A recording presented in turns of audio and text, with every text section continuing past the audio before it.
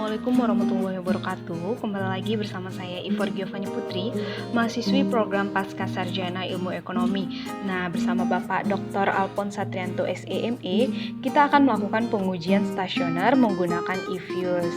Nah, langsung saja kita lakukan pengujiannya. Untuk pertama-tama, teman-teman input terlebih dahulu data-data yang akan dilakukan pengujian. Nah, teman-teman input ke dalam Excel. Saya kali ini menggunakan data ekspor Indonesia ke negara Tiongkok dalam juta dolar Amerika. Nah, tahun pengujian saya yaitu tahun 1999 hingga tahun 2019. Nah, selanjutnya itu kita lihat dulu korelogramnya itu. Nah, untuk melihat korelogram, kita buka terlebih dahulu eFuels, kemudian pilih file, kemudian new, kemudian work file. Teman-teman input data bisa pilih quick, kemudian empty graph. Kemudian di copy saja dari Excel yang telah diinput tadi ke dalam eFuels. Nah, kemudian lanjutkan dengan pilih view datanya itu, kemudian pilih korelogram, kemudian pilih di tingkat level karena kita akan melihat terlebih dahulu di tingkat level apakah stasioner atau tidak stasioner data tersebut. Nah, dari hasil data tabel korelogram dapat disimpulkan karena sampel autocorrelation-nya itu dimulai dengan nilai yang cukup tinggi yaitu 0,827 itu nilai yang cukup tinggi ya. Kemudian turun dengan lambat, artinya nilai autokorelasi sampelnya itu tidak berada di dekat nilai 0. Maka dapat disimpulkan data ekspor memiliki pola atau tidak stasioner.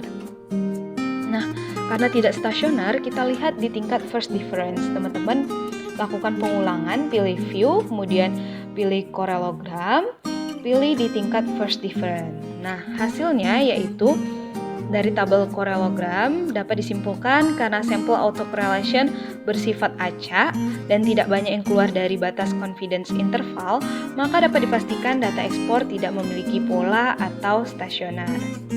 Nah, untuk melihat stasioner atau tidak stasioner data kita juga bisa melihat dari uji unit root test, di mana uji unit root test ini adalah salah satu cara untuk melihat stasioner atau juga disebut dengan uji akar unit. Nah, caranya gimana? Teman-teman bisa lakukan uji akar unit menggunakan test type-nya itu augmented decoupler karena ini yang paling terkenal, pengujian ini yang paling terkenal.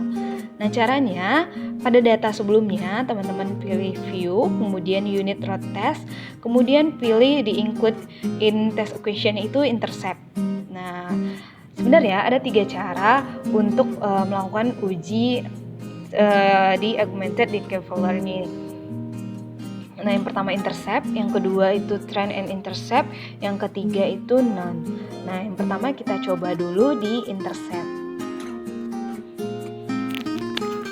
Berdasarkan hasil uji unit root test menunjukkan bahwa tidak terdapat data yang stasioner pada tingkat level dengan intercept. Nah, di sini teman-teman bisa lihat hal ini terlihat dari nilai signifikan probabilitasnya itu dari alfa 5% itu pada variabel ekspor negara Indonesia ke negara Tiongkok ternyata masih besar daripada 0,05. Nah, yaitu sebesar 0,9196. Nah, hal ini membuktikan ketidakstasionaran data. Kemudian kita lakukan pengujian cara kedua tapi masih di tingkat level di mana kita ganti ini menjadi trend and intercept. Untuk pengujian unit root itu masih sama pengulangannya itu pilih view kemudian unit root test. Nah, ini level, trend and intercept. Kita lihat berdasarkan hasil uji unit root test menunjukkan bahwa tidak terdapat data yang stasioner pada tingkat level dengan trend and intercept. Nah, hal ini dapat terlihat dengan nilai signifikan alfa 5%, nilai probabilitas pada variabel ekspor negara Indonesia ke negara Tiongkok di tingkat level masih besar daripada alfa 0,05. Nah, nilai probabilitasnya itu yaitu sebesar 0,0842. Nah, tidak stasioner juga di cara kedua. Kemudian kita lihat di cara ketiga dengan none, yaitu pengulangan yang sama, teman-teman bisa uji, pilih view, kemudian pilih unit root test, tetap sama di level, kemudian pilih yang none ini ya. Nah, Hasilnya, berdasarkan hasil uji unit road test, menunjukkan hasil bahwa tidak terdapat juga data yang stasioner pada tingkat level dengan trend dan intercept.